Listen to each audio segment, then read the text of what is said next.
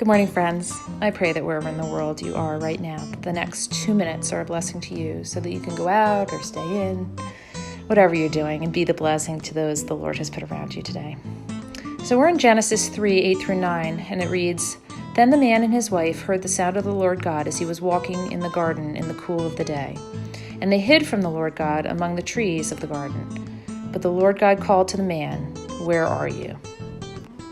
And I've been reading in these Romans books that I'm always talking about, and I finally have gotten to Romans 8:28, that very famous verse that Christians often quote, and we know that all things work together for good to those that love God, to them who are called according to his purposes.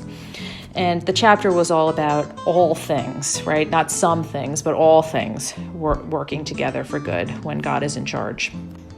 And in part of this chapter, it was talking about how God is always the initiator when it comes to us, right?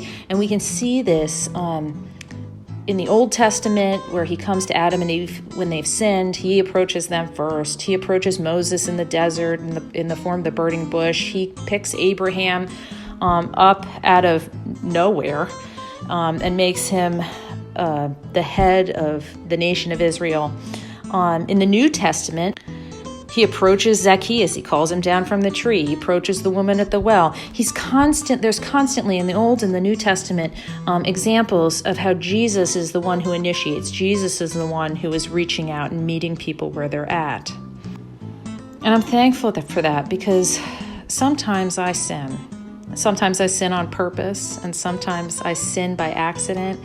But I don't really want to reach out to God about it, and I just kind of push it aside and push it aside and push it aside. But God so fiercely loves us that he is constantly initiating relationship with us. So may you remember that today as you stay in or go out, and be the blessing. Until next time, Katie.